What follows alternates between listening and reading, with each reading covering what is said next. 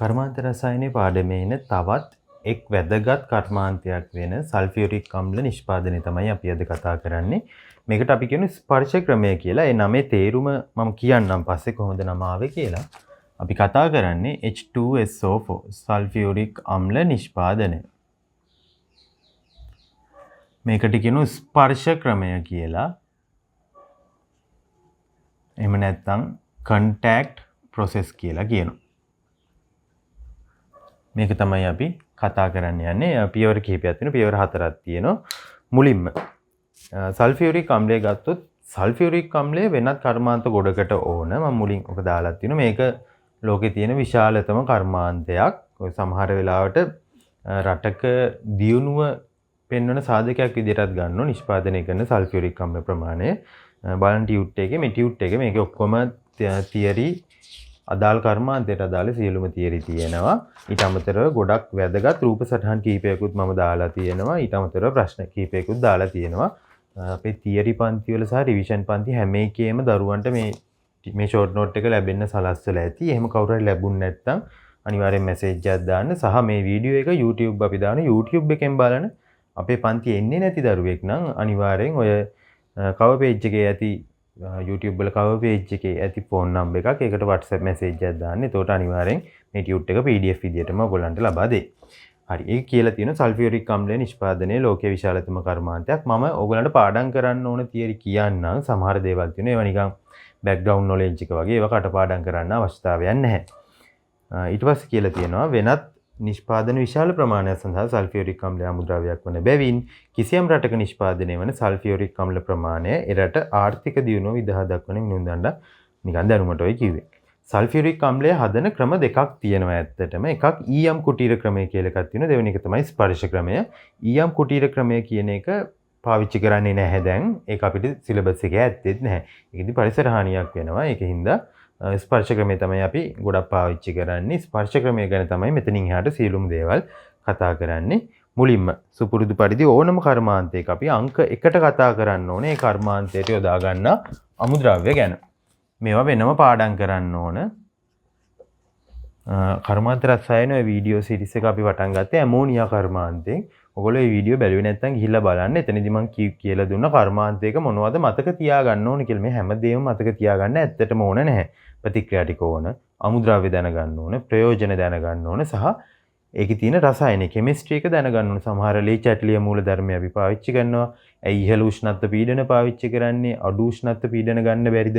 ඔන්න ඒ වගේ තර්කානුකූල කරුණු තමයි අපි ඉගෙන ගන්න ඕනේ. නැතුව ඒ රූප සටහන් පිටින් මතක තියාගන්න ඇත්තටම අවශ්‍ය නැහැ. හරි. මෙයාගේ අමුද්‍රව්‍ය. මේ H2SO4 හදන්න අපිට ඕන කරන දේවල් එකක් අපිට සල්ෆර් ඕන. සල්ෆර් solid ඝන සල්ෆර් ඕන. ඒක පස්සේ අපි ද්‍රව සල්ෆර් කරනවා. ඒවා ගැන කතා කරමු. සල්ෆර් කෙලින්ම පොළවෙන් ගන්නත් පුළුවන්. එහෙම නැත්නම් සල්ෆර් අඩංගු ලෝපස් තියෙනවා. ලෝපස් කියන්නේ ලෝහ සහිත පස්. සල්ෆර් අඩංගු ලෝපස් උදාහරණ කිව්වොත් මේ වගේ තියෙනවා. ඉතින් සිංක් සල්ෆයිඩ් යකඩවල එකක් FeS2 අයන් සල්ෆයිඩ් ඔය වගේ ඒවා මේවා පාවිච්චි කරලා හදන විදිය කියන්න අපිට එකපාරම H2SO4 හදන්න බෑ. පියවර කිහිපයක් තියෙනවා. ඊට අමතරව අපිට වායුගෝලීය වාතය අවශ්‍යයි. ඇත්තටම ඔය වාතය කිව්වට අපිට ඕන ඔක්සිජන් වායුව.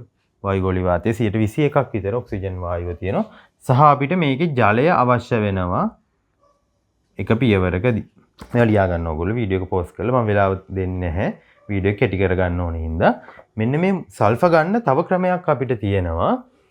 බොරතෙල් අපි ගන්නවනේ පොළවේ. බොරතෙල් නිෂ්පාදනයේදී අතුරු ඵලයක් විදිහට සල්ෆර් අඩංගු දේවල් ලැබෙනවා. ඒ වයින්ුත් අපිට සල්ෆර් වෙන් කරලා ගන්න පුළුවන්.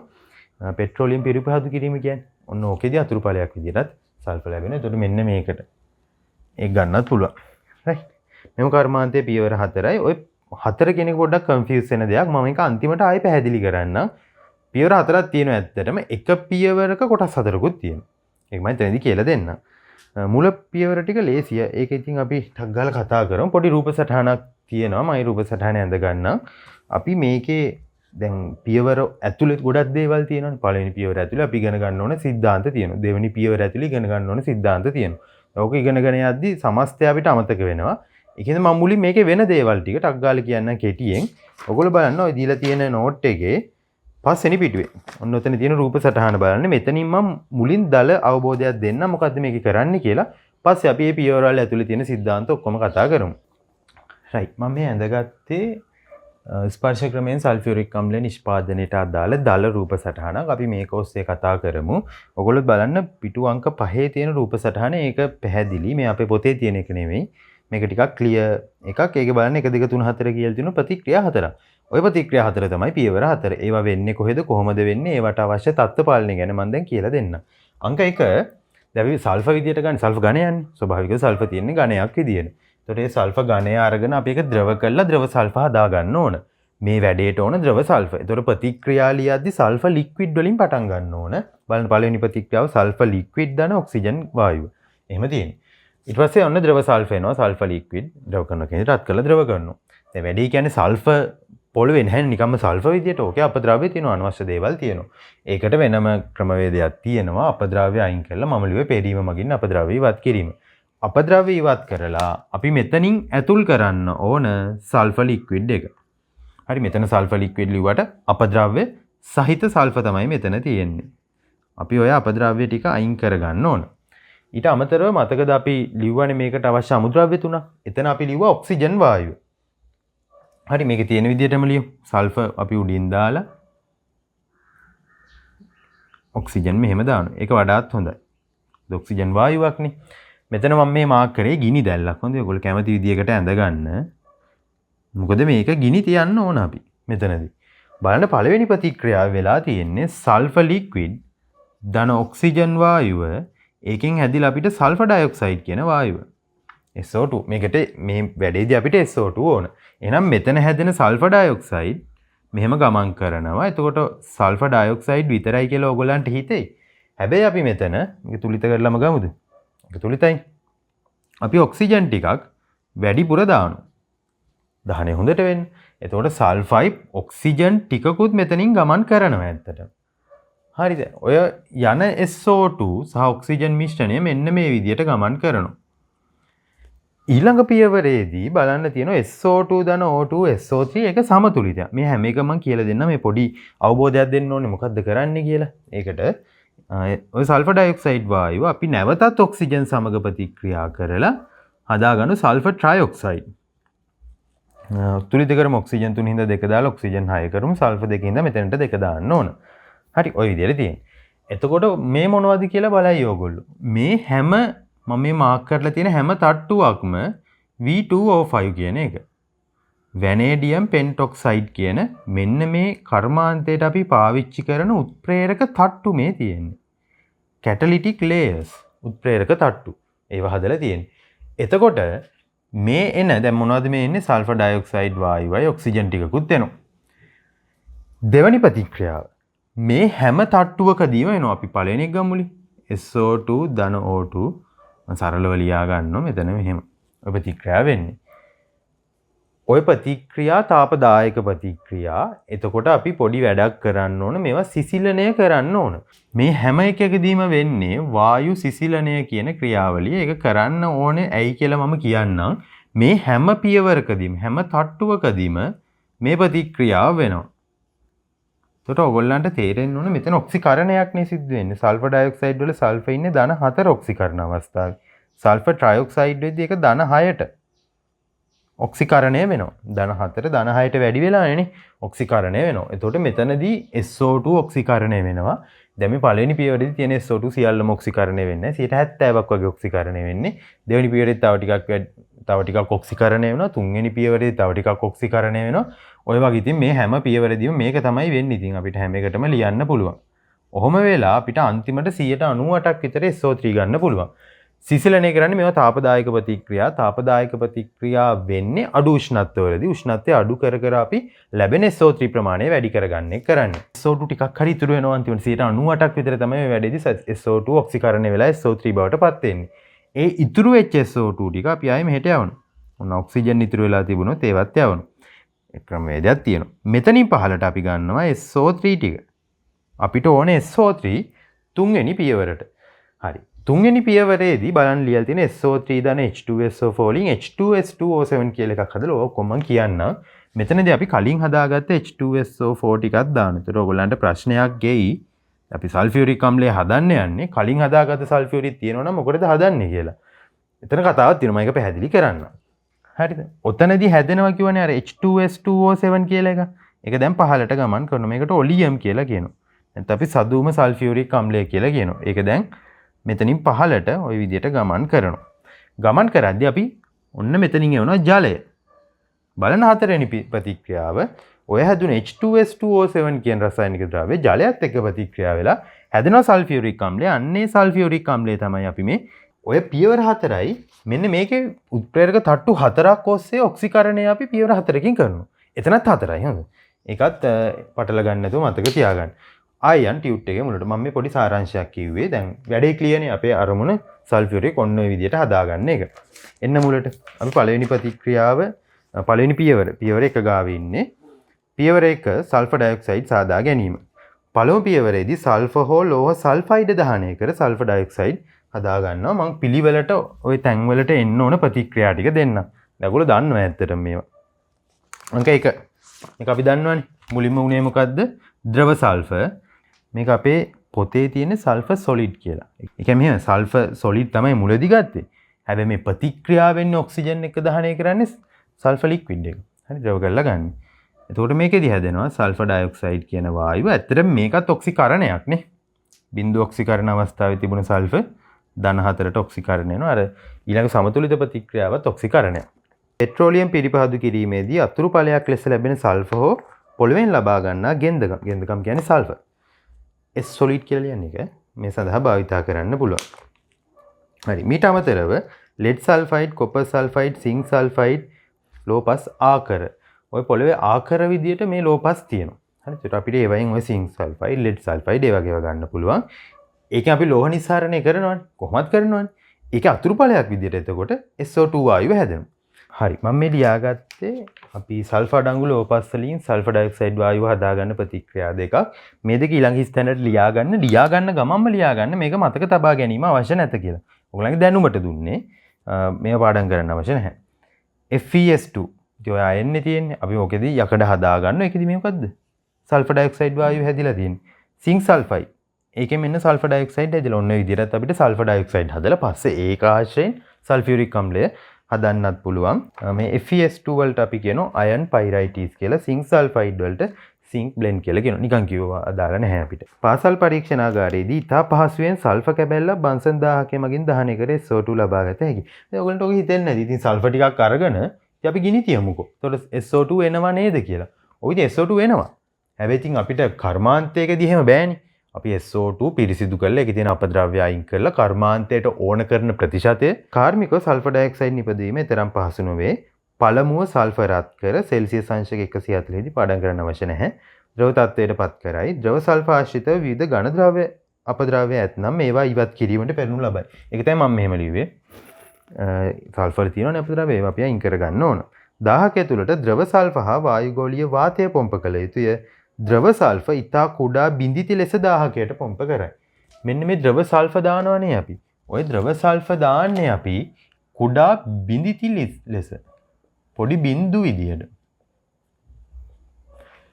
එතකොට ඔක්සිජන් එක හොඳට ප්‍රතික්‍රියා වෙනවනේ. දැන් සල්ෆර් ඝනයක් දැම්මට වඩා අපි සල්ෆර් පොඩි පොඩි බිඳු විදියට, ද්‍රව බිඳු විදියට දැම්මම ඔක්සිජන් එක්ක සල්ෆර්ගේ වැඩි පෘෂ්ඨ වර්ගඵලයක් ඝට්ටණය වෙනවා. එතකොට මේ ප්‍රතික්‍රියාව හොඳට වෙනවා. පළවෙනි ප්‍රතික්‍රියාව.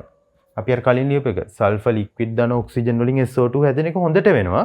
සල්ෆර් කුඩා බිඳිති ලෙස අපි දැම්මම ද්‍රව බිඳිති විදියට. අන්න ඒකයි ඔය කියලා තියෙන්නේ.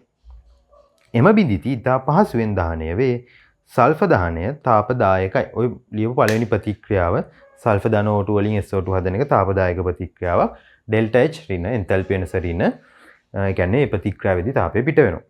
දහනෙන් ලැබෙන වායු මිශ්‍රණයේ සල්ෆර් ඩයොක්සයිඩ් ප්‍රමාණය 89 සංයුතියෙන් පවත්වා ගන්න පාඩම් ගන්න අවශ්‍ය නැහැ. හරි. ඔය අපේ සිලබස් එකේ තියෙන අපේ පොතේ රිසෝස් බුක් එකේ තියෙන රූප සටහන තමයි දාලා තියෙන්නේ. එතන බලන්න ද්‍රව සල්ෆර් කුඩා බිඳිති ලෙස දානවා වියලි වාතේ.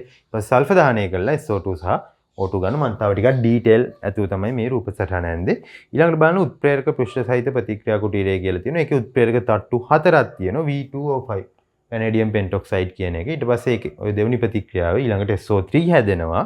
ඒ හැදෙන සල්ෆර් ට්‍රයොක්සයිඩ් සාන්ද්‍ර සල්ෆියුරික් එක්ක ප්‍රතික්‍රියා කරලා දැන් අපි හදාගන්න ඔලියම් කියන එක H2S2O7 ඔලියම් ජලයත් එක්ක ප්‍රතික්‍රියා කරලා සල්ෆියුරික් අම්ලය හදමු. හරි ඔක ගැන අපි කතා කරමු. ඊළඟට තියෙන අර මුල අපි කරපු වැඩේ. බලන්න ඝන සල්ෆරයන් රත් කරලා ද්‍රව සල්ෆර් කරනවා. දැන් ඒකෙත් අපද්‍රව්‍ය තියෙනවනේ. ඊට පස්සේ පෙරලා අපි අපද්‍රව්‍ය අයින් කරනවා. ඊට පස්සේ එනවනේ ද්‍රව සල්ෆර්. ඒ ද්‍රව සල්ෆර් තමයි 1000කට පොම්ප කරන 1000 කියන්නේ මෙන්න මේ දහණය වෙන මෙන්න මේ කුටීරයට. දහණය වෙන කුටීරයට 1000 කියලා තියෙනවා. ඊට පස්සේ අපිට ඔන්න SO2 වායුව එනවා. 1000කට උෂ්ණත්වය සෙල්සියස් අංශක 830ක් පමණ වෙනවලු. මෙම දහන කුටිය තුල තිබෙන SO2, O2, N2 සහිත වායු මිශ්‍රණයේ විවිධ ඝන අංශු තිබිය හැකිය. ඒවා ඉවත් කිරීම ඉතා වැදගත්. දූවිලි හෝ අලු ලෙසට විවිධ අංශු පැවතුනහොත් ඒවා දෙවන පියවරේදී V2O5 උත්ප්‍රේරක පෘෂ්ඨය මත තැන්පත් වී උත්ප්‍රේරක ක්‍රියාවට බාධා පවුන. ওই කතාව අපි කලින් කර්මාන්තවලත් කතා කරා. දැන් මෙතනදී SO2, O2 තව නයිට්‍රජන් වගේ වායුත් එන්න පුළුවන් නේ. මේ ඔක්සිජන් එක එන්න පුළුවන්. ඔක්සිජන්ම විතරක් නෙමෙයි අපි දාන්නේ. එතකොට ඒ එන අපද්‍රව්‍ය අපි පෙරලා අයින් කරේ නැත්තම් ඔය අලු වගේ දේවල් එන්න පුළුවන් දහනයන්. අලු වගේ ඒවා එන්න පුළුවන්. ඒවා අයින් කරේ නැත්නම් ඒව ඇවිල්ලා මේ උත්ප්‍රේරක පෘෂ්ඨයේ තැන්පත් වෙන්න පුළුවන්. එතකොට මේ SO2 උත්ප්‍රේරකයත් එක්ක ක්‍රියා කරන්නේ නැහැ. මොකද උත්ප්‍රේරකේ කව වෙලා දැන්. ඒකින්ද මෙතනත් අපි පෙරීමක් කරන්න ඕන කරලා අපද්‍රව්‍ය අයින් කරලා සල්ෆර් ඩයොක්සයිඩ් සහ ඔක්සිජන් විතරක් යවන්න පුළුවන් නම් හොඳයි. ඒතර කර්මාන්තයක් කරද්දී අපි මේ ඇටෝම හදද්දී මෙතනත් තව අපි එක පියුරිෆයි කරන එක. ඒකේ තියෙන අපද්‍රව්‍ය ඉවත් කරන ක්‍රමවේදයක් අනුගමනය කරන්න ඕනේ. ඒක තමයි ඔය කියලා තියෙන්නේ. හරි අපි ආයෙනම් දෙවෙනි පියවර ලියලා තියෙන සල්ෆර් ඩයොක්සයිඩ් ඔක්සිකරණය කරන්න යන්නේ. දෙවෙනි පියවරේදී හැදුන සල්ෆර් ඩයොක්සයිඩ් වායුව අපි ඔක්සිජන් එක්ක ප්‍රතික්‍රියා කරනවා. මේකට උත්ප්‍රේරකයකුත් අවශ්‍යයි. ඒක සමතුලිතයක් කියලා ඉතින් මතක තියාගන්න ඕන. ඔකෙදි හැදෙනවා SO3. මෙතනට දෙක දාලා මෙතනට දෙක දැම්මම තුලිතයි. ඔකනේ ප්‍රතික්‍රියාව. මේක තාපදායක ප්‍රතික්‍රියාවක්. තාපය පිට වෙනවා. ඒ කියන්නේ මේකේ ඩෙල්ටා H ප්‍රතික්‍රියාවේ එන්තැල්පි වෙනස ඍණ අගයක් එන්නේ. තාපය පිට කරනවා. තියෙන තාපයත් පිට කරන ශක්තිය එන්න අඩු වෙනවා. ඔක තමයි ලියා ගන්න ඕන දෙවෙනි පියවර යටතේ. එතන කියලා තියෙනවා වායුගෝලීය ඔක්සිජන් සමග සල්ෆර් ඩයොක්සයිඩ් ප්‍රතික්‍රියා කර සල්ෆර් ට්‍රයොක්සයිඩ් පිළියෙල කර ගැනීම දෙවෙනි පියවරයි කියලා එතන මේක ලියා ගන්න. මේ පියවරට අදාළ භෞතික තත්ත්ව. භෞතික තත්ත්ව කියන්නේ උෂ්ණත්ව, පීඩනය, උත්ප්‍රේරක වගේ දේවල්. මේකට අපි පාවිච්චි කරන උෂ්ණත්වය තමයි සෙල්සියස් අංශක 450ත් 600ත් අතර. ඇයි මේ රේන්ජ් එකක් ආවි කියලා මම කියන්න. පියවර 4 උෂ්ණත්වය වෙනස්. ඊළඟ එක තමයි පීඩනයේ විදිහට අපි ගන්න 1 atm. වායුගෝල එකක පීඩනය කියන්නේ සාමාන්‍ය මුහුදු මට්ටමේ තියෙන පීඩනය ගන්න. ඊට පස්සේ උත්ප්‍රේරකේ මම කලිනුත් කිව්වා V2O5 කියන උත්ප්‍රේරකේ තමයි පාවිච්චි කරන්නේ. අපි මුලින්ම දැන් උෂ්ණත්වය ගැන කතා කරන්න ඕන, පීඩනය ගැන කතා කරන්න ඕන, උත්ප්‍රේරක ගැන කතා කරන්න ඕන. ඒකන අපි දන්නවන්නේ උත්ප්‍රේරකයෙන් කරන්නේ ප්‍රතික්‍රියා ශීඝ්‍රතාවය වැඩි කරන එක. හරි. මුලින්ම උෂ්ණත්වයට රේන්ජ් එක මතක තියාගන්න අමාරු නා 450 මතක තියාගන්න. දැන් මේ ප්‍රතික්‍රියාව ඉතා තාපදායකයි. ඒකට ඉතා තාපදායකයි නම් තාපදායක ප්‍රතික්‍රියා හොඳට වෙන්නේ බාහිර උෂ්ණත්වය අඩු වුණොත්. අඩු උෂ්ණත්වවලදී තාපදායක ප්‍රතික්‍රියා හොඳට වෙන්නේ. ඒතර 450 කියන්නේ අඩු උෂ්ණත්වයක් නෙමෙයි. ඉතින් නේද? වැඩි උෂ්ණත්වයක් කියලා ඔයගොල්ලෝ කියයි. ඒක මෙහෙමයි. ඒකේ කාරණා දෙකක් තියෙනවා. ප්‍රධානම දේ තමයි උෂ්ණත්වය අඩු කරන්න බෑ අපිට ගොඩක්. දැන් මේ ප්‍රතික්‍රියා තාපදායකින්ද වැඩි ඵල ප්‍රමාණයක් ලැබෙන්නේ අඩු උෂ්ණත්වවලදී. ඒක ලේචට්ලිය මූලධර්මයට අනුව එහෙම තාපදායක ප්‍රතික්‍රියා කියන්නේ තාපය පිට කරනවා. එයාට තාපය පිට කරන්න ලේසි එළිය කූල් නසරලවම කිව්වා. එහෙනම් තාපදායක ප්‍රතික්‍රියාව වෙන්නේ අඩු උෂ්ණත්වවලදී හොඳයි. මේ ප්‍රතික්‍රියාව අපිට වැඩිපුර ඵල ගන්න නම්, ඒ කියන්නේ වැඩිපුර SO3 ගන්න නම් පාවිච්චි කරන්න ඕන අඩු උෂ්ණත්වය. ඒක හරි. හැබැයි ඊළඟට වෙන ප්‍රශ්නේ උෂ්ණත්වය අපි අඩු කරොත් සක්‍රීයන ශක්තිය ඉක්ම වූ අණු ගණන අඩු වෙලා ප්‍රතික්‍රියා ශීඝ්‍රතාවය අඩු වෙනවා. ප්‍රතික්‍රියාවේ වේගය අඩු වෙනවා. ඒතකොට ප්‍රතික්‍රියාවේ ස්පීඩ් එක අඩු වෙන එක ඒකට තව ප්‍රශ්නයක් නේ. කර්මාන්තයක් අපි උදේ පාන්දර ස්ටාර්ට් කරලා ඵල හැදෙන්න පටන් ගන්න හවස 5ට විතර නෑ. ඒක තේරුම් ගන්න නෑනේ. අපිට ඵලත් ඕන. මේක ප්‍රතික්‍රියාවේ ශීඝ්‍රතාවය වේගයකුත් තියෙන්න ඕන.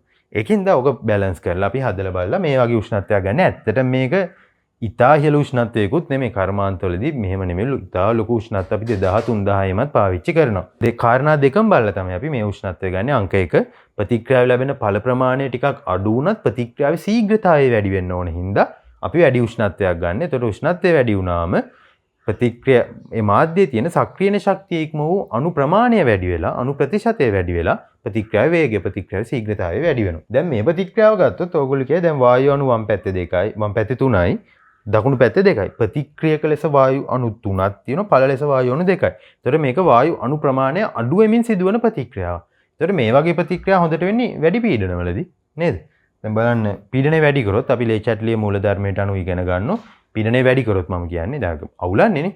පීඩනය වැඩි. දැන් පීඩනය අඩු කරගන්න ඕන.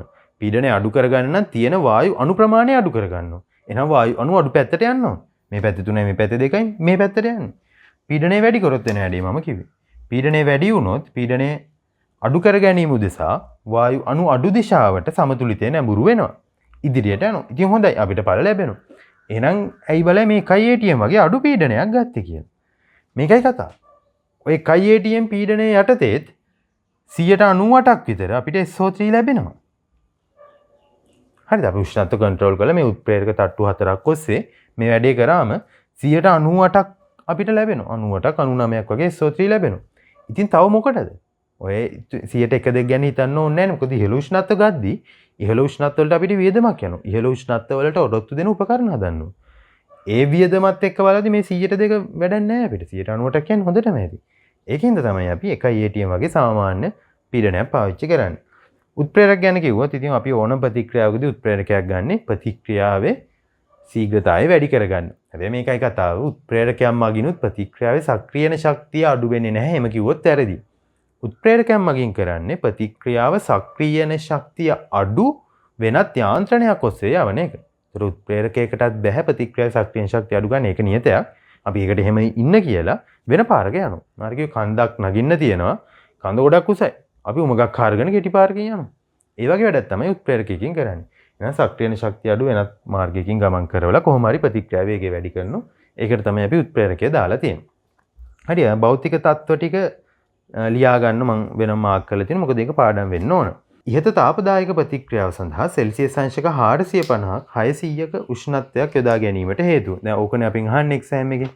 හරි. ඒකට එන්න ඕන දේවල් ටික ඉතින් මම පැහැදිලි කරා. මම ඒ ටික කියන්න ඔයගොල්ලෝ ලියා ගන්න. මම කියන වේගය වැඩි නම් පොඩ්ඩක් මේ වීඩියෝ එක නවත්තලා ලියා ගන්න ඕනේ. මම මේ වීඩියෝ එක කෙටි කර ගන්න ඕන හින්දා තාපදායක ප්‍රතික්‍රියාවක උෂ්ණත්වය අඩු කිරීම ඉදිරි ප්‍රතික්‍රියාවට වඩාත් හිතකර වේ.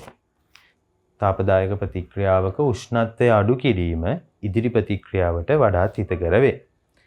නමුත් උෂ්ණත්වය බෙහෙවින් අඩු කළහොත්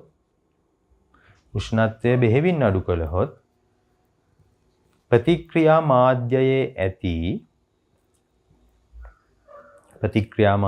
ඇති සක්‍රියන ශක්තිය ඉක්ම වූ අණු සංඛ්‍යාව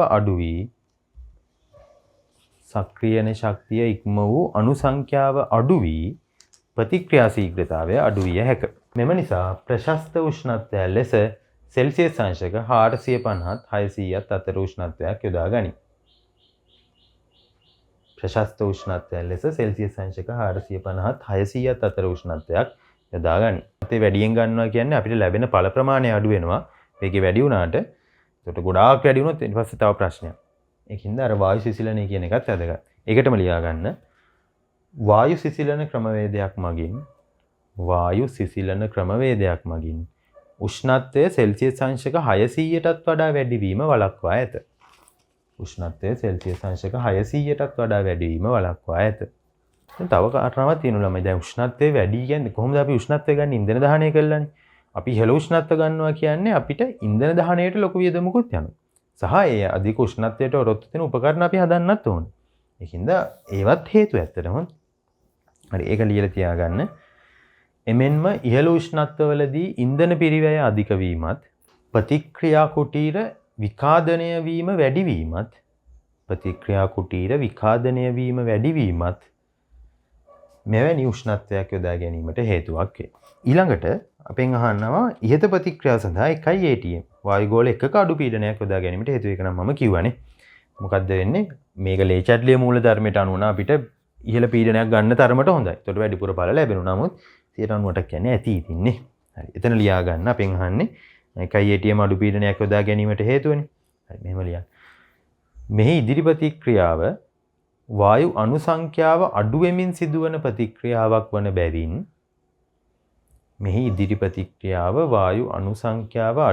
සිදුවන ප්‍රතික්‍රියාවක් වන බැවින්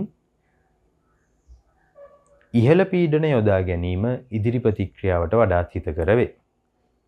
ඉහළ පීඩන යොදා ගැනීම ඉදිරි ප්‍රතික්‍රියාවට වඩාත් යෝග්‍ය වේ. නමුත් සාමාන්‍ය වායුගෝලීය පීඩනය යටතේදීත් 98%ක පමණ 98%ක පමණ SO3 ඵලදාවක් ලැබේ. 98%ක පමණ සල්ෆර් ට්‍රයොක්සයිඩ් ඵලදාවක් ලැබේ. එම නිසා අධික පිරිවැයක් දරා පීඩනය වැඩි කිරීම අනවශ්‍යයි. ඊළඟට බලන්න අපිට කියලා තියෙනවා ඉහත පියවරේදී සිදුවන ඔක්සිකරණය සම්පූර්ණ කිරීම සඳහා වැඩිපුර ඔක්සිජන් සැපයීමේ අරමුණේ වැඩිපුර වාතය සපයමු.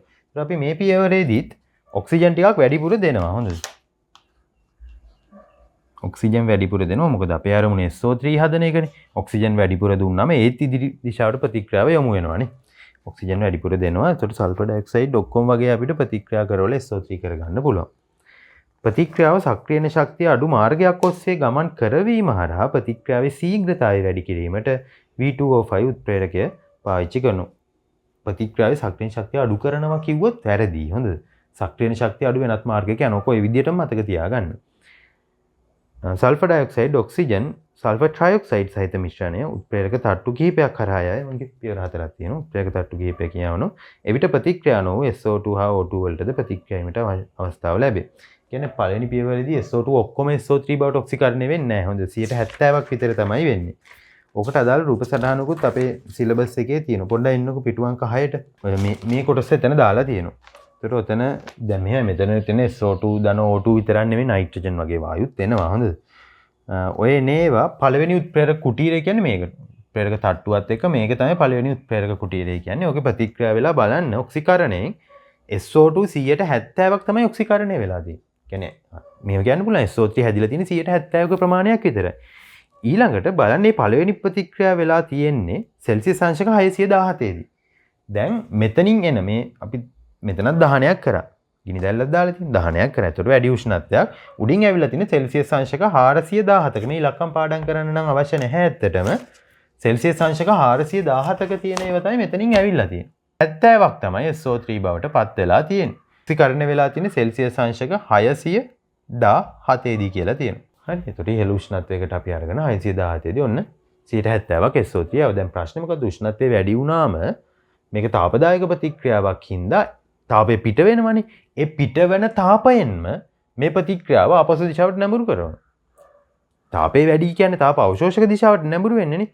මේ ප්‍රතික්‍රියාව තාපදායක හින්දා එයා තාපය පිට කරනවා. ඒ පිට කරන තාපයෙන්ම හැදෙන SO3 ප්‍රමාණය අඩු වෙනවා. ඒකයි 70%ක් විතරක් SO3 ලැබිලා තියෙන්නේ. ඊළඟට බලන්න වායු සිසිලණය කරලා සෙල්සියස් අංශක 497ට අරගෙන අපි දෙවනි උත්ප්‍රේරක කුටීරය. ඉලක්කම් පාඩම් කරන්න එපා ආයෙත් මං කියන්නේ. මේ උෂ්ණත්වය හැම ඕනේ නැහැ. උෂ්ණත්වය අඩු වෙනවා කියලා දැනගන්න. ඉතින් වායු සිසිලණය කරනවා කියන්නේ ඉතින් කූල් වෙනවා. උෂ්ණත්වය අඩු වෙනවා. ඒකෙදි දැන් උන්නේ 95%ක් වෙනකන් SO2 ඔක්සිකරණය වෙලා තියෙනවා. 95%ක් SO3 ලැබිලා. හරි. ඊළඟට අපි ආයෙත් වායු සිසිලනයක් කරලා දැන් ඉතින් හැම එකම වායු සිසිලනයනේ. වායු සිසිලනය. තුන්වෙනි උත්ප්‍රේරක කුටීරයටදී අපි 447ට උෂ්ණත්වය අඩු කළා. එතනදි බලන්න 98ක්. හරි. ඉතින් 98ක් එනවා කියන්නේ හොඳටම ඇති. පිටු අංක 3.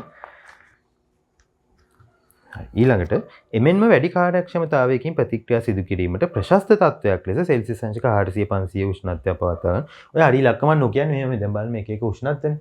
එක එක උෂ්ණත්ව තියෙන්නේ. ඒකයි හරියටම ඉලක්කමක් කියන්නේ නැතුව අපි රේන්ජ් එකක් කියන්නේ.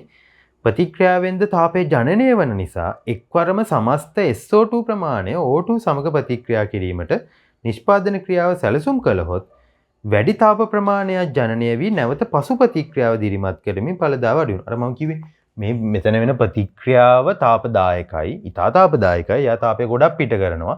ඒ තාපය හින්දාම මේක අපසු දිශාවට නැඹුරු කරනවා. ඒ කියන්නේ SO3 අඩු වෙනවා. ඒකයි 70%ක් විතරක් ඇවිල්ලා තියෙන්නේ. ඒක අපි ටික ටික කූල් කර කර ආයි. හරි පියවර වශයෙන් එහෙම කර කර ආයි. ඒතර ඔයගොල්ලෝ ඉතින් එකපාරම අපිට ඔක කූල් කරලම ගන්න බැරි කියලා. බෑනේ. ඒතර ප්‍රතික්‍රියා ශීඝ්‍රතාවය අඩු වෙනවා. රේට් එක අඩු වෙනවා.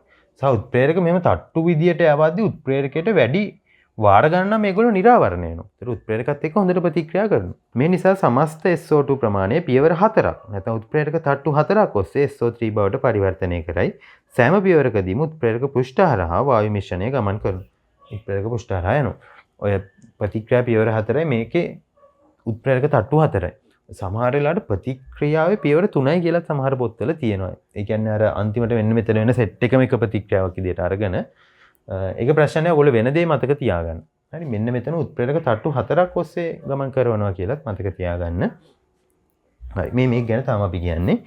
මෙම ප්‍රතිවර්ත ප්‍රතික්‍රියාව වඩාත් දකුණු දෙසට නැඹුරු කරමින් SO3 ඵලදාව වැඩි කිරීම සඳහා වායුගෝලීය වාතයේ සැපයීම මගින් ඔක්සිජන් සාන්ද්‍රණය වැඩි කරනවා. ඒතර ඔක්සිජන් වැඩිපුර දානවා කියලා කියන්නේ. ඒකටත් දකුණු පැත්තට නැඹුරු වෙනවන්නේ. ඔක්සිජන් වැඩි හින්දා ලේ චැටලිය මූල ධර්මය අනුව දකුණු දිශාවට නැඹුරු වෙලා SO3 වැඩි ප්‍රමාණයක් අපිට ගන්න පුළුවන්.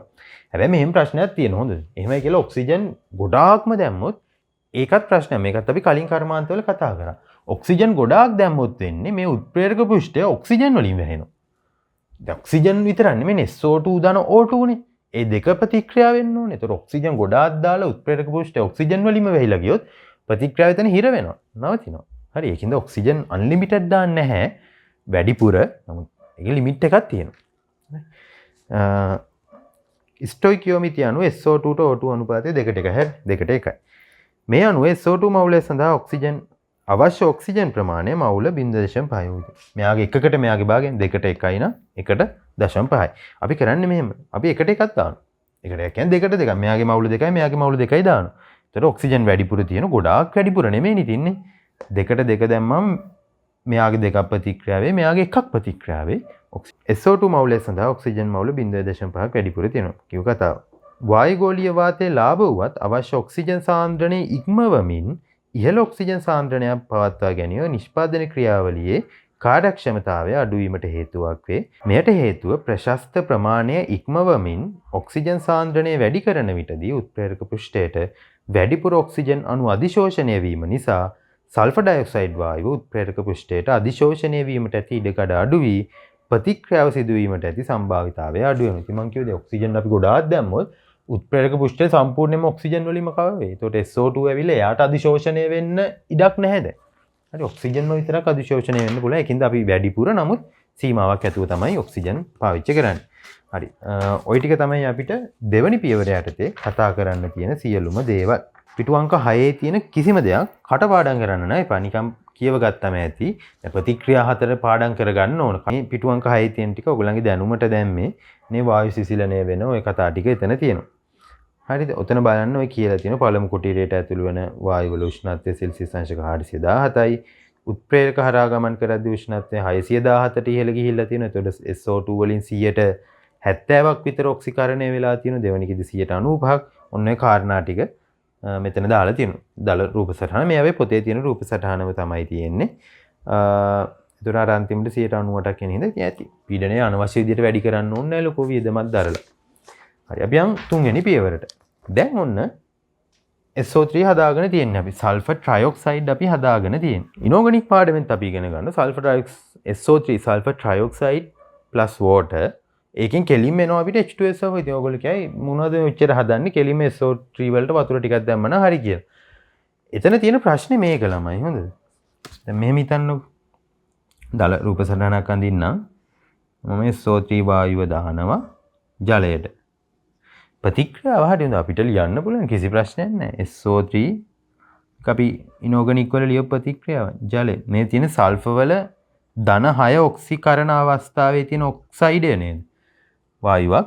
එයාත් ජලයත් එක්ක ප්‍රතික්‍රියා කරාම එම ඔක්සිකරණ අවස්ථාවේම තියෙන ඔක්සි අම්ලය හැදෙන්න ඕන. ඔක්සිජන් සහිත අම්ලය H2SO4 මේක ධන 6 හදලා බලන්න. හරිද? ඔහොම වෙන්න ඕන.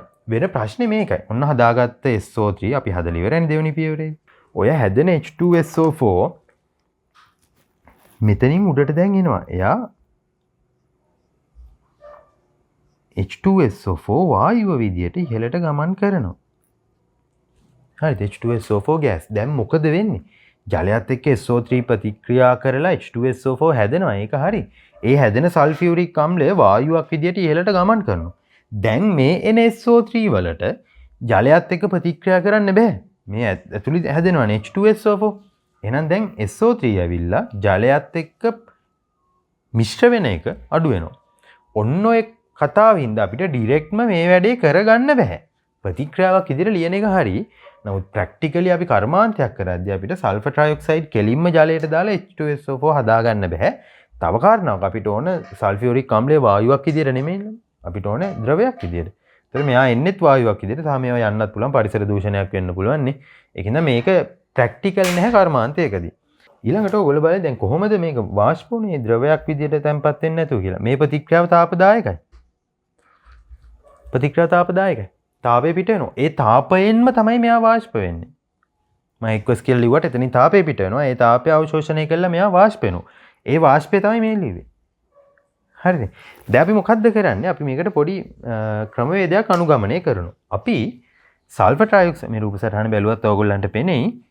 සල්ෆර් ට්‍රයොක්සයිඩ් අපි එක පාරටම ජලයට දාන්නේ නැහැ. මෙන්න මේ උඩින් දාන H2SO4 ගැන ඔයගොල්ලන්ට ප්‍රශ්නයක් එන්නත් ඇති. අපි මේ දාන්නේ කලින් සාදාගත් සල්ෆියුරික් අම්ල ටිකක්. ඉතින් කලින් සල්ෆියුරික් අම්ලය සාදාගත්තා නම් ආයෙ හදන්නේ මොකටද කියලා හයි. මේවනේ මේ කර්මාන්තය කරන්නේ අපි ලෝකේ පළවෙනි සල්ෆියුරික් අම්ල බිඳුව හදාගන්න නෙමෙයි. කලින් හදාගත්ත සල්ෆියුරික් තියෙනවා. ඒකට සල්ෆියුරික් වැය වෙනවා. නමුත් ඒකත් එක්ක ගොඩක් සල්ෆියුරික් හැදෙනවා. ප්‍රතික්‍රියාවදී අපි ඒක කතා කරමු. හරි එහෙනම් මෙතන වෙන ප්‍රතික්‍රියාව ලියුවොත් දැන් මේක තමයි ප්‍රශ්නේ. ඒක අර උඩ මම විස්තර කරලා තියෙන උඩ තියෙන ස්තනයේ කැඳ ගන්න. අපි කරන්නේ ඔය SO3 වායුව සල්ෆර් ට්‍රයොක්සයිඩ් වායුව කලින් සාදාගත් සල්ෆියුරික් අම්ල ද්‍රාවණයකට යොමු කරනවා.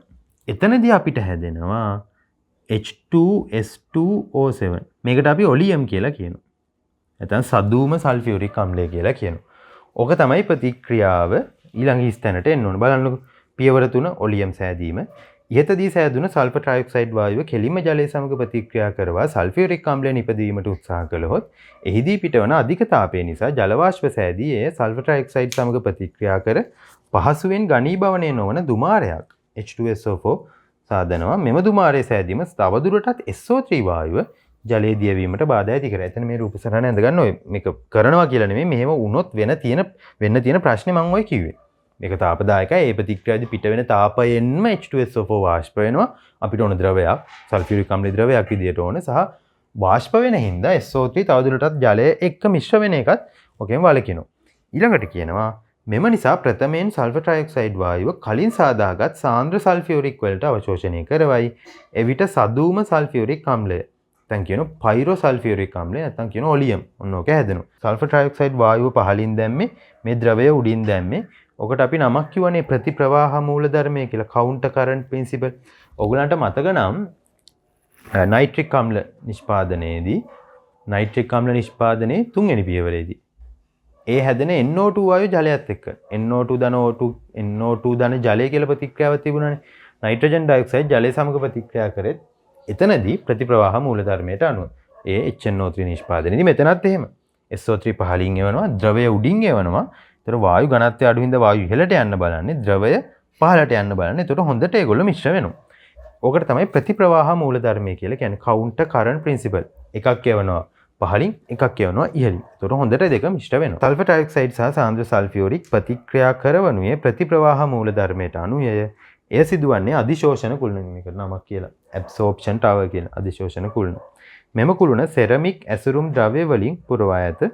ඒ නිසා සාන්ද්‍ර සල්ෆියුරික් සෙමෙන් කුටියේ ඉහළ සිට පහළට එන අතර ඇසුරුම් ද්‍රව්‍ය නිසා H2SO4 හි පෘෂ්ඨ වර්ගඵලය වැඩි වෙලා තියෙනවා. SO3 ඉහළට ගමන් කරනවා. රූප සටහන බැලුවම ඔයගලන්ට පේන්න ඕන. ඊළඟට සල්ෆර් ට්‍රයොක්සයිඩ් පහළින් එයා උඩට ගමන් කරනවා. ද්‍රව H2SO4 හි පෘෂ්ඨ වර්ගඵලය වැඩි වීම හා සෙමින් ගලා යාම නිසාත් සල්ෆර් ට්‍රයොක්සයිඩ් වායුව ඉහළට ගමන් කරන නිසාත් සාන්ද්‍ර සල්ෆියුරික් තුළට සල්ෆර් ට්‍රයොක්සයිඩ් අවශෝෂණය කාර්යක්ෂම වෙලා තියෙනවා. අපි අර නයිට්‍රික් අම්ල නිෂ්පාදනයේදී එතන ක්වාට්ස් ගත්තනේ. මෙතන ඒ වගේ එකක් තියෙන. ඉතින් සෙරමික් කියන ගේම මොකක් හරි එකක් තියෙනවා. ඒකින්ද මේන සල්ෆියුරික් අම්ලය SO3 එක්ක හොඳට මිශ්‍ර වෙනවා. එතකොට ඔන්න අපිට හැදෙනවා ඔලියම් කියන එක. දැන් මොකක්ද වෙන්නේ? අපි ගාව තියෙන H2S2O7 මම මෙලිවා. ඒක මෙහෙන් එනවා. මෙහෙන් අපි ජලය යොදනවා. එතකොට දැන් ඔය හැදුන H2S2O7 කියන සදුම සල්ෆියුරික් අම්ලය ද්‍රව ජලයත් එක්ක ප්‍රතික්‍රියා කරනවා. මේකෙදී අපිට ලැබෙනවා H2SO4 සල්ෆියුරික් අම්ලය. සල්ෆර් දෙකයිනේ. එහෙනම් මෙතන දෙක දාගමු. හයිඩ්‍රජන් 4යි. හයිඩ්‍රජන් 2යි 2යි 4යි. ඔක්සිජන් 7යි 8යි. 4ක් 2 8යි. තුලිතයි. දෙකක් හැදුණා නේද? එකයි වැය වුණේ. එකක් වැය වෙලා දෙකක් හැදෙනවා නම් ප්‍රශ්නයක් නැහැ, හානියක් නැහැ. ඒක අර H2SO4 අපි මෙතන පාවිච්චි කරාට මෙතන වැඩිපුර ඒකත් එක්ක හැදෙනවා. හානිපූර්ණයක් වෙනවා. ඒකින්ද කිසි ප්‍රශ්නයක් නැහැ. සල්ෆියුරික් අම්ලයේ ප්‍රයෝජන කතා කරමු. වැදගත්ම දේ මේ සල්ෆියුරික් අම්ලය අපි පාවිච්චි කරනවා පොහොර නිෂ්පාදනයට. ඔයගොල්ලෝ අහලත් ඇති සුපර් ෆොස්ෆේට් කියන පොහොර. සුපර් ෆොස්ෆේට් මම මේ ප්‍රතික්‍රියාව ලියාගත්ත පාඩම් කිරීම අවශ්‍ය නැහැ. කැල්සියම් සල්ෆේට් සහ මෙන්න මේ සංයෝග දෙක එකතුවකට තමයි ඉතින් කැල්සියම් බයිෆොස්ෆේට් ඒ දෙකේ එකතුවට තමයි සුපර් ෆොස්ෆේට් පොහොර කියලා කියන්නේ.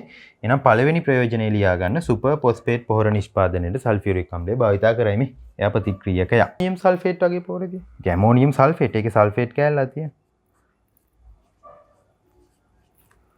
ඇමෝනියම් සල්ෆේට් පොහොර නිෂ්පාදනයේටද අපි සල්ෆියුරික් අම්ලය භාවිතා කරනවා.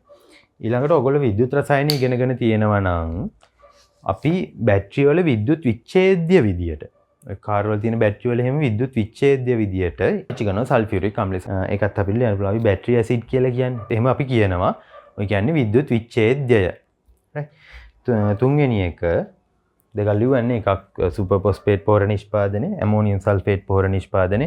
3 බැටරි ඇසිඩ් නිෂ්පාදනයට. තවරහන් ඇතුලේ ලියන්න ඊයම් අම්ල ඇකියුමිලේටර් වල විද්‍යුත් විච්ඡේද්‍යය නිෂ්පාදනයට. ඊයම් අම්ල ඇකියුමිලේටර් වල විද්‍යුත් විච්ඡේද්‍යය නිෂ්පාදනයට සල්ෆියුරික් අම්ලය යොදාගනි. මම හිතන්නේ ඒ කතාව කියන්නේ නැහැ. අපි ඒක විද්‍යුත් රසායන පාඩමේදී කතා කරපු දෙයක්. හරි ඊළඟ ප්‍රයෝජනය තමයි මේක අපි පාවිච්චි කරනවා සින්තටික් ෆයිබර්ස් හදන්න. සල්ෆියුරික් අම්ලය සින්තටික් ෆයිබර්ස් ටෙක්ස්ටයිල් ඉන්ඩස්ට්‍රි එකේදී අපිට සින්තටික් ෆයිබර්ස් අපිට එක උදාහරණයක් දීලා තියෙනවා රේයෝන් කියලා එකක් තියෙනවා. හරි ඊළඟ එක ලියා ගන්න රේයෝන් ඇතුළු કૃතිම කෙඳි නිෂ්පාදනයට යොදාගනි. මේක සෙමි සින්තටික් ෆයිබර් එකක්. ඒක හදන්න සල්ෆියුරික් අම්ලය හදන ක්‍රියාවලියදී වෙනවා. හරිද? ඔයගලන්ට ඕන තව එකක් ලියන්න පුළුවන් ඕගනික් වල අපි සල්ෆියුරික් අම්ලය පාවිච්චි කරනවානේ විජලකාරකයක් විදියට. අපිට ඕනේ ඇල්කොහොල් වලින් ඇල්කීන හදන්න. ඕගනික් ඉගෙන ගත්තා නම් ඔයගොල්ලෝ දැනගන්න ඕනේ ඇල්කොහොල් වලින් ඇල්කීන හදන්න විජලකාරකයක් විදියට සාන්ද්‍ර සල්ෆියුරික් අම්ලය පාවිච්චි ගන්න පුළුවන්. හරි. ඒකත් එක ප්‍රයෝජනයක් විදියට ලියන්න පුළුවන්. ඊළඟ එක ප්ලාස්ටික් නිෂ්පාදනයේදී අපි මේක නිතරම පාවිච්චි කරනවා. ප්ලාස්ටික් නිෂ්පාදනයේට ගොඩාක් වැදගත් දෙයක් සල්ෆියුරික් අම්ලය. ඊළඟ ප්‍රයෝජනය ලියන්න ප්ලාස්ටික් නිෂ්පාදනයේදී සල්ෆියුරික් අම්ලය යොදාගනි. ඒ ක්‍රියාවලිය ගත්තොත් ඒකෙදි උත්ප්‍රේරකයක් විදිහට පාවිච්චි කරනවා සල්ෆියුරික් අම්ලය. විජලකාරකයක් විදිහට පාවිච්චි කරනවා. සහ අපද්‍රව්‍ය අයින් කරන්නේ පියුරිෆයිං ඒජන්ට් කියලා අපි කියන ඒ විදිහට පාවිච්චි කරනවා. ඔය ඔක්කොම ඔයගොල්ලෝ මතක තියාගන්න ඕනේ නැහැ. ප්‍රයෝජන 3-4ක් නිකන් මතක තියාගන්න.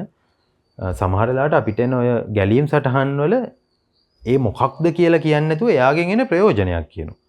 මොකද්ද රසායනික ද්‍රව්‍ය කියන්නේ නැතුව ඒ රසායනික ද්‍රව්‍යයෙන් එන ප්‍රයෝජනයක් කියනවා. ඒකින්ද දැනගෙන ඉන්න ඕන.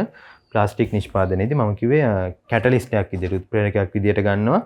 විජලකාරකයක් විදිහට ඩීහයිඩ්‍රන්ට් එකක් විදිහට ගන්නවා සහ පියුරිෆයිං ඒජන්ට් කෙනෙක් විදිහට පිරිසිදු කාරකයක් විදිහට අපි පාවිච්චි කරනවා. ඊළඟට මේ ඩිටර්ජන්ට් හදද්දී සින්තටික් ඩිටර්ජන්ට්ස් හදද්දී ශාලක කියලා අපි කියන්නේ ශාලක නිෂ්පාදනයේදී සල්ෆියුරික් අම්ලය ගන්නවා. හරි ශාලක නිෂ්පාදනයේදී යොදාගනි ඩිටර්ජන්ට් කියන්නේ ඔයාට. ඊළඟට සායම් පුපුරන ද්‍රව්‍ය ඖෂධ. ඔය පොඩි පොඩි කර්මාන්තවල සමහර පියවර වලට සල්ෆියුරික් අම්ලය ඕන. සායම් හදද්දී ඕන. පුපුරන ද්‍රව්‍ය හදද්දී ඕන. ඖෂධ හදද්දී නිෂ්පාදන කර්මාන්තවලදී ඕන. අන්තිම එක ක්ලෝරින් වැනි වායු වියලීමට. වියලනවා කියන්නේ මොකද්ද? ක්ලෝරින් වායුව තියෙනවා. තෙත සහිත වායුව ගත්තොත් ඒකේ තියෙන ජලය අයින් කරන්න. ඉතින් සල්ෆියුරික් කියන්නේ විජලකාරකයක්. හරිද? එයා එතකොට මොයිස්චර් එක ඇබ්සෝබ් කරනවා. ඒක ඉතින් තෙතමනේ අවශෝෂණය කරන සල්ෆියුරික් අම්ලය. සල්ෆියුරික් අම්ලය අතර වැටෙනම පිච්චෙන්නේ තෝකයි. එයා ඩීහයිඩ්‍රන්ට් කෙනෙක්. එයා විජලකාරකයක්. එයාට පුළුවන් ජලය අවශෝෂණය කරන්න. ක්ලෝරින් වැනි වායු වියලීම සඳහා සල්ෆියුරික් අම්ලය යොදාගනි. එතනදි වෙන්නේ මොයිස්චර් එක ඇබ්සෝබ් කරන එක.